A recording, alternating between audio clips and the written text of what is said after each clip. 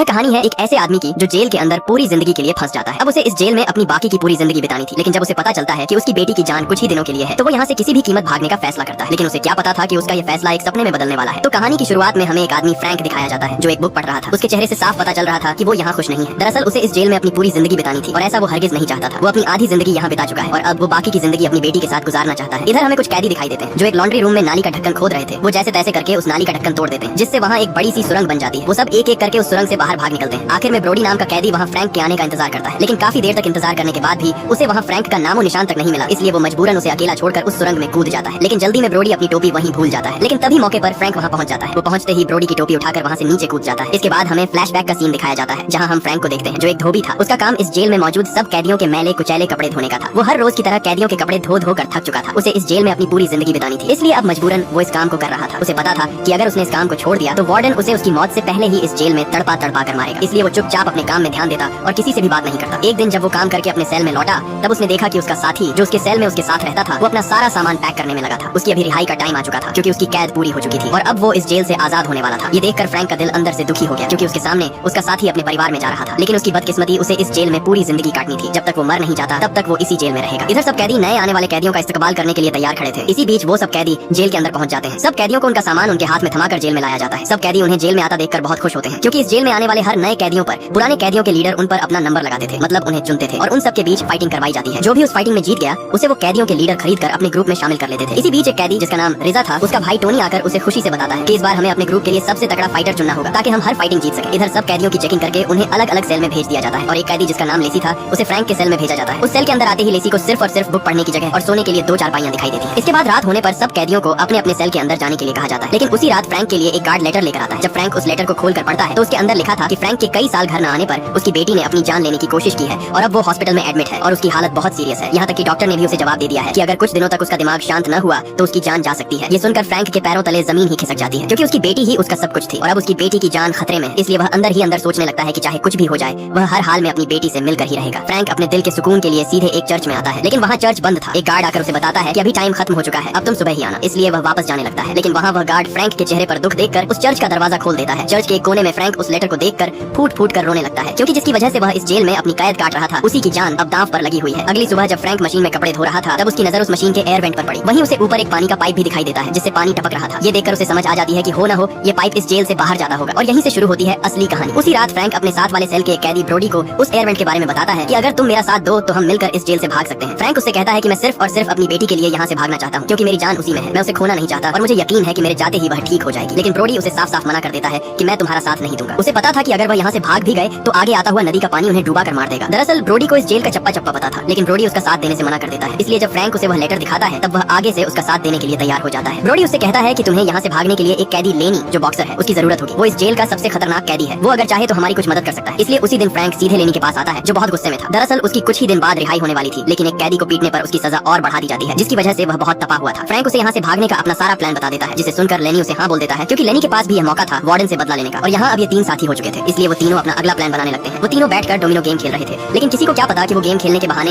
यहाँ से भागने का प्लान बना रहे हैं। यहाँ फ्रैंक उन्हें बताता है कि अगर हम लॉन्ड्री वाले कमरे से भागेंगे तो सबको पता चल जाएगा और हम पकड़े जाएंगे। और तो और उस जगह से पानी गुजरता है, वह रास्ता भी बहुत छोटा है, हम चाहकर भी वहाँ से नहीं भाग सकते, इसलिए हमें किसी दूसरे रास्ते से लॉन्ड्री रूम तक पहुंचना होगा। फ्रैंक उनसे कहता है कि मैं जब उस दिन चर्च में था तब मुझे वहाँ एक दीवार मिली जो लकड़ से बनी हुई थी और अब वह पुरानी होने की वजह से कमजोर पड़ चुकी है। हम उस दीवार को तोड़कर आसानी से सीवर तक पहुंच सकते हैं। लेकिन लेनी उससे कहता है कि अगर हम गार्ड के सामने से उस चर्च के अंदर गए तो उसे हम पर शक हो सकता है। लेकिन फ्रैंक भी कोई आम कैदी नहीं था, वह अपनी आधी जिंदगी इस जेल में बिता चुका था। अब वह एक शातिर कैदी बन गया था। उसे यहाँ इस जेल में कब क्या करना है ये सब वह सीख चुका था। और तभी वह एक पाउच लेनी को देता है। लेनी उस पाउच को जैसे ही खोलता है तो उसके अंदर गंदम का आटा था जिस पर उस चर्च की चाबी का छापा लगा हुआ था जो उस दिन फ्रैंक ने चालाकी से आटा लेकर उस चाबी को आटे पर छाप लिया था, जिसे देखकर लेनी के होश ही उड़ जाते हैं क्योंकि वो दोनों खुद को बड़ा चालाक समझ रहे थे। लेकिन फ्रैंक उनसे भी 2 कदम आगे निकला। फ्रैंक उनसे कहता है कि हम उस मशीन के एयर वेंट को काटेंगे कैसे क्योंकि वो तो लोहे का बना हुआ है, उसको हम चाहकर भी हाथ से नहीं खोल सकते। तब आगे से लेनी कहता है कि समझो हमारा काम हो गया क्योंकि मेरे पास कुछ लोहे के टुकड़े पड़े हुए हैं, लेकिन हमें इस जेल में कटर तो नहीं मिलेगा, इसीलिए हमारे पास सिर्फ एक ही चीज है जिससे उस एयर वेंट को काटा जा सकता है और वो चीज हीरा है। हमें सिर्फ एक हीरे की जरूरत होगी ताकि हम उस हीरे को इस्तेमाल करके उस मशीन के एयर वेंट को काट सकें क्योंकि हीरा बहुत मजबूत होता है। उसकी मदद से हम किसी तरह उस एयर वेंट को काट लेंगे। ये सुनकर फ्रैंक उससे कहता है कि इस जेल में हीरा तो मिलना नामुमकिन है, लेकिन आगे से लेनी उसे बताता है कि इसका भी मेरे पास हल है। इस जेल में मेरे लेवल का एक और फाइटर है जिसके दांत पर एक हीरा लगा हुआ है। दरअसल ये फाइटर लेनी की तरह दूसरे सेल का लीडर था क्योंकि यहाँ का वार्डन सब नए आने वाले कैदियों पर नंबर लगवाकर उन्हें बड़े फाइटर से फाइट करवाता है। जो भी जीत जाता है वही उस सेल का लीडर बन जाता है। इसलिए लेनी उससे कहता है कि हमें हीरा लेने के लिए उस फाइटर से फाइट करनी होगी और मैं मौके पर उसके दांत पर वार करके वो हीरा अपने पास छुपा लूंगा। उसी रात लेनी सब लाइटें बंद होने के इंतजार में था। जैसे ही पूरी जेल की लाइटें बंद होती हैं, लेनी जल्दी से अपने सेल का एक लोहा तोड़ता है और दूसरा दूसरा लोहा एक फ्रेम से। लेनी ने उन दोनों लोहे को आपस में जोड़कर एक रॉड तैयार कर लिया, जिससे वह अब उस एयर वेंट को काटने वाला था। लेकिन अभी भी उसे उसी हीरे की जरूरत थी जिससे वह उस एयर वेंट को काट सके। दूसरी तरफ फ्रैंक सीधा उस फाइटर जिसका नाम टोटन था के सेल में जाकर उसे लेनी से फाइट के लिए चैलेंज कर देता है। अब तीनों साथी अपना प्लान बनाकर तैयार हो चुके थे। ब्रोडी उन्हें उन डोमिनो टाइल्स से एक मैप बनाकर वह रास्ता समझा देता है जिस रास्ते से वो भागने वाले थे। उनका रास्ता मशीन के एयर वेंट से निकलकर सीधे सीवर तक जाता था। उसके थोड़े ही आगे एक नदी आने वाली थी। नदी पार करने के बाद उनकी आखिरी मंजिल ट्रेन की पटरियां थी जो उन्हें इस जेल से आजाद करने वाली थी। ब्रोडी उन्हें आखिरी बात बताता है कि सुबह 5 बजने से पहले अगर हमने उस ट्रेन की पटरियों को पार न किया तो हम सब जान से मारे जाएंगे, क्योंकि उन पटरियों पर 5 होने के तुरंत बाद पूरे 630 वाट का करंट छोड़ दिया जाता है जहां से बचना नामुमकिन है। लेकिन उनके पास कोई और रास्ता भी नहीं था, इसलिए वो वहीं से भागने का फैसला करते हैं। वो तीनों अपना भागने का रास्ता समझकर पूरे 3 दिन बाद इस जेल से भागने वाले थे। इधर ऊपर खड़ा टोनी उनके बीच चलती सारी प्लानिंग देख रहा था, जिससे वह समझ जाता है कि ये तीनों कुछ तो बड़ा और खतरनाक काम करने वाले हैं। इसके बाद लेनी उस फाइटर के साथ फाइट करने के लिए तैयार खड़ा था। उस फाइटर के चेहरे से साफ पता चल रहा था कि वह किसी दरिंदे से कम नहीं। सभी कैदी फाइट देखने के लिए इकट्ठे हो जाते हैं। वहाँ सब कैदी उस फाइटर के जीतने के लिए जोर जोर से नारे लगा रहे थे। इसी दौरान फाइट स्टार्ट हो जाती है। लेनी उस पर अपने 2 मुक्के बरसाता है, लेकिन तभी आगे से वह उसे इतने जोर का मुक्का दे मारता है कि लेनी वहीं पर ढेर हो जाता है। लेकिन लेनी की आजादी का यह आखिरी मौका था, इसीलिए वह हिम्मत करके उठ खड़ा होता है। उठते ही लेनी ने अपना पूरा जोर लगाकर उसे ऐसा मुक्का दे मारा कि उसका दांत उसके मुंह से उखड़कर सीधा नीचे जा गिरा। लेकिन इससे पहले उस दांत को कोई और उठाता,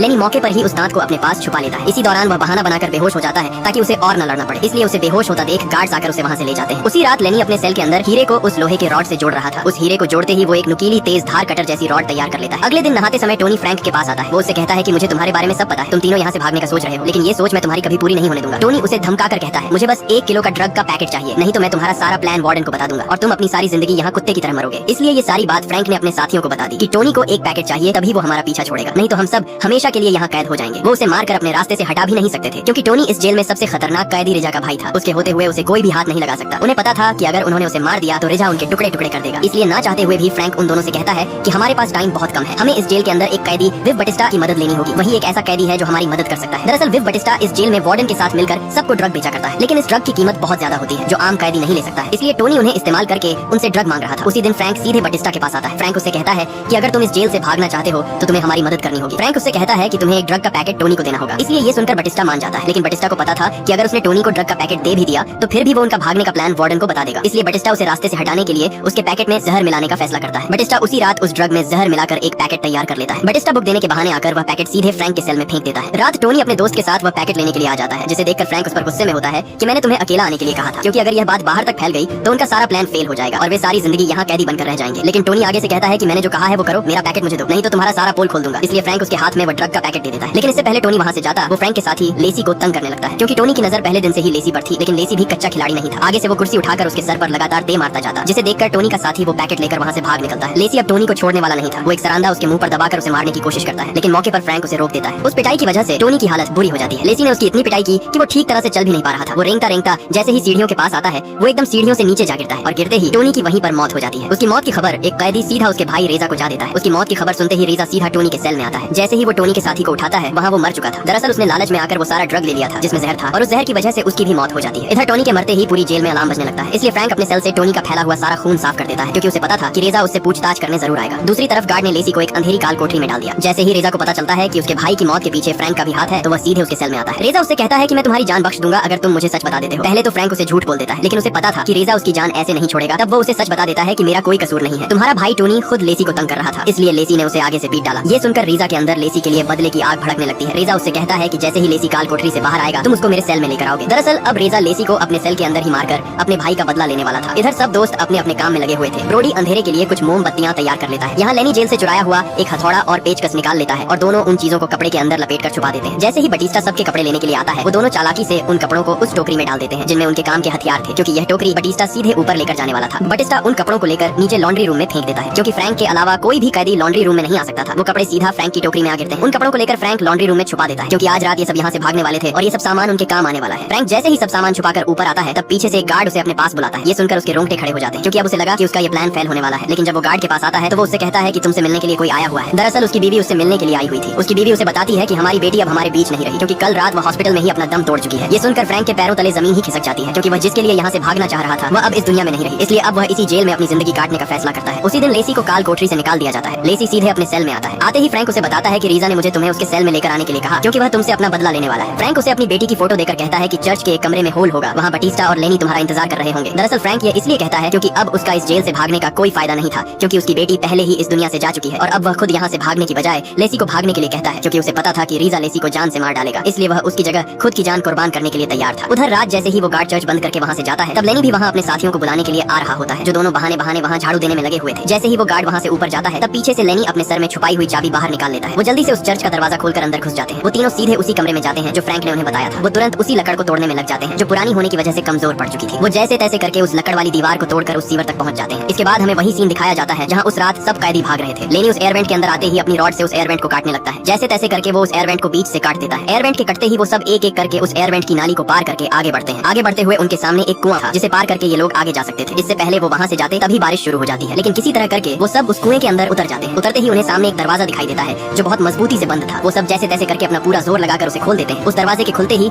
वो सब एक सुरंग के अंदर आ जाते हैं। इसी दौरान ब्रोडी वही मोमबत्तियां जलाकर उन्हें देता है जो उस दिन उसने अपने सेल के अंदर छुपकर बनाई थी। वो उन मोमबत्तियों को जलाकर सीधे ट्रेन की पटरी की तरफ भागते हैं। वो सब खुशी से भागते भागते आगे एक दीवार से टकरा जाते हैं जो पूरी तरह बंद थी, जिसे देखकर लेनी अपनी हिम्मत हार जाता है क्योंकि उनका यह प्लान फेल हो चुका है। इसलिए लेनी लेसी पर गुस्से होता है क्योंकि यहाँ से भागने के प्लान में वो शामिल नहीं था। लेनी आगे से उसे एक मुक्का दे मारता है। जैसे ही वह मुक्का मारता है तभी दीवार से एक पत्थर नीचे आ गिरता है, जिसे देख उन्हें समझ आ जाती है कि ये दीवार मजबूत नहीं है क्योंकि यहाँ पानी होने की वजह से वो दीवार कमजोर पड़ चुकी थी। इसीलिए वो सब उस दीवार को खोदने लगते हैं। खोदते खोदते वो दीवार एक सुरंग की तरह बन जाती है, लेकिन फिर भी आगे से वो बंद थी। इसीलिए ब्रोडी उसके अंदर घुसकर उसे खोदना शुरू कर देता है, लेकिन तभी ऊपर से वो दीवार गिर जाती है और ब्रोडी उन पत्थरों के बीच फंस जाता है। इसलिए जल्दी से फ्रैंक उसके अंदर जाकर किसी तरह करके उसके ऊपर से सब पत्थर हटाकर उसे बाहर निकाल लेता है, लेकिन ब्रोडी पूरी तरह बेहोश हो चुका था। वो उसे उठाकर वहाँ से आगे की तरफ बढ़ते हैं। कुछ ही आगे आने पर उन्हें सामने एक बड़ा गेट मिलता है जो मजबूती से बंद हुआ पड़ा था, जिसे वो चाबियों के बगैर नहीं खोल सकते थे। इसी दौरान फ्रैंक को साइड पर एक दरवाजा मिलता है जो खुशकिस्मती से खुला हुआ था। वो जैसे ही उस दरवाजे से बाहर आते हैं, वहाँ उनके सामने ट्रेन की पटरी थी, लेकिन चलते चलते उन्हें एहसास हुआ कि ब्रोडी की सांस नहीं चल रही। जब उन्होंने उसे देखा तब ब्रोडी वहाँ अपना दम तोड़ चुका था। इसलिए ना चाहते हुए भी वो उसे वहाँ अकेला छोड़कर चले जाते हैं। अब उनके पास सिर्फ एक ही घंटा बाकी बचा था क्योंकि 5 बजते ही उस ट्रेन की पटरी पर करंट छोड़ दिया जाना था। इसलिए वो तेजी से भागते हैं और भागते भागते वो आगे उसी नदी में जा गिरते हैं जिसके बारे में ब्रोडी ने फ्रैंक को बताया था। अब इससे पहले वो उस नदी में डूब कर मारे जाते, वो किसी तरह करके अपनी जान बचाकर उस नदी से बाहर एक किनारे पर आ जाते हैं। जैसे ही वो किनारे के दूसरी तरफ आते हैं, वहाँ उनके सामने वो ट्रेन की पटरी थी। इसलिए वो बिना वक्त बर्बाद किए आगे की तरफ बढ़ते हैं। वो सब आगे बढ़ ही रहे थे, तभी पीछे से बटिस्टा का पैर एक पटरी के बीच फंस जाता है। वो सब जल्दी से उसे बाहर निकालने की कोशिश करते हैं, लेकिन बदकिस्मती से उसी टाइम पर वहाँ ट्रेन उनकी तरफ तेजी से बढ़ रही थी। लेनी उसे बाहर निकालने के लिए अपनी जान लगा देता है। ट्रेन उनके बहुत करीब आ चुकी थी, इसलिए मौके पर ही लेसी और फ्रैंक वहाँ से पीछे हट जाते हैं और तभी वह ट्रेन लेनी और बटिस्टा दोनों को वहाँ कुचलती हुई आगे निकल जाती है। अब सिर्फ वो दोनों ही बचे थे। उन्हें सामने एक रोशनी दिखाई देती है जिसे देखकर वो जल्दी से भागते हुए आगे आते हैं। आगे आते ही उनके सामने ट्रेन स्टेशन था, जिसे देखकर उन दोनों की खुशी का कोई ठिकाना नहीं था क्योंकि वो दोनों आखिरकार उस जेल से भाग ही निकले। फ्रैंक और लेसी दोनों ने जल्दी से अपने अपने कपड़े बदल लिए और लेसी उसे अलविदा करते हुए अपनी फैमिली की तरफ भाग निकलता है। फ्रैंक जैसे ही उन सीढ़ियों के सामने आता है, उसका दिल खुशी से झूम उठता है क्योंकि अब वह यहाँ से सीधे अपने घर की तरफ जाने वाला था। वह खुशी से उन सीढ़ियों को पार करके ऊपर आ ही रहा था, तभी पीछे से उसे झटका लगता है और हमें फ्रैंक दिखाया जाता है जो जेल के अंदर रीजा के सेल में था। दरअसल फ्रैंक ने लेसी को अपनी बेटी की तस्वीर देकर उसे यहाँ से भगा दिया और वो लेसी की जगह खुद रीजा के सेल में आ गया और उसने उसका ध्यान भटकाने के लिए उसे अपने साथ बातों में लगा लिया ताकि लेसी और उसके बाकी साथियों को यहाँ से भागने का समय मिल सके और वे इस जेल से भागकर अपनी मंजिल तक पहुँच सके। दरअसल जो झटका उसे लगा था वह रीजा ने उसे चाकू घोंपा था क्योंकि रीजा को पता चल चुका था कि वह अपने दोस्तों को भगाने के लिए उसे रोक रहा था। जैसे ही रीजा ने उसे चाकू मारा, वह सीधे नीचे जा गिरता है। मतलब हमने जो 5 साथियों को भागता हुआ देखा वह सब झूठ था क्योंकि फ्रैंक यहाँ से भागा ही नहीं था। वह इतने सालों इस जेल में सिर्फ और सिर्फ अपनी बेटी से मिलने के लिए भागने का सोच ही रहा था। वह अपने दोस्तों के साथ जो भागा था वह उसका एक सपना था क्योंकि वह सपने में ही अपने दोस्तों के साथ इस जेल से भाग रहा था। और जब उसे पता चला कि उसकी बेटी अब इस दुनिया में नहीं रही तो वह अंदर से पूरी तरह टूट गया। इसलिए उसने खुद भागने की बजाय लेसी को यहाँ से भागने के लिए कहा था। इसके बाद हमें वही सीन दिखाया जाता है जो कहानी की शुरुआत में हमने देखा था, जहाँ सब दोस्त उस जगह की खुदाई कर रहे होते हैं। इसी दौरान वहाँ लेसी पहुंच जाता है, जिसे देखकर ब्रोडी उसे मारने ही वाला था। तभी उसने वह तस्वीर दिखाई जो उसे फ्रैंक ने अपनी बेटी की दी थी। इसलिए ब्रोडी समझ जाता है कि फ्रैंक ने अपनी जगह उसे भागने के लिए भेजा। इसलिए वे सब एक एक करके उस सुरंग के अंदर कूद जाते हैं और जल्दी में ब्रोडी की टोपी वहीं रह जाती है। लेकिन तभी पीछे से फ्रैंक भी आकर ब्रोडी की गिरी हुई टोपी उठाकर नीचे कूद जाता है। यहाँ हमें पता चलता है कि जो टोपी फ्रैंक ने उठाई थी वह दरअसल ब्रोडी ने खुद पहले ही उठा ली थी। मतलब ये सब उसके दिमाग में चल रहा सपना था क्योंकि उसके बाकी चारों साथी पहले ही भाग चुके थे। इसके बाद हम फ्रैंक को देखते हैं जो अपनी जिंदगी की आखिरी सांसें ले रहा था। वह अभी भी अपने दिमाग में अपनी बेटी की झलक देख रहा था। उसकी बेटी उसे एक नदी के किनारे खड़ी दिखाई देती है। जैसे ही वह अपने पिता को देखती है तो वह भागकर सीधा उसके गले लग जाती है। कहानी के आखिर में हमें दिखाया जाता है कि जहाँ जेल में उसे गार्ड उठाने की कोशिश कर रहे थे, वह अपने सपने में अपनी बेटी को देखते ही वहीं पर दम तोड़ देता है। उसके बाकी चारों साथी यहाँ से भाग निकलते हैं, लेकिन फ्रैंक बेचारे का इस जेल से भागने का सपना सिर्फ सपना ही रह जाता है और सपने के साथ साथ वह अपनी जिंदगी से भी हाथ धो बैठता है और ये मूवी यहीं पर एंड हो जाती है। अगर ये वीडियो आपको अच्छी लगी तो इस वीडियो को लाइक और हमारे चैनल को सब्सक्राइब कीजिएगा।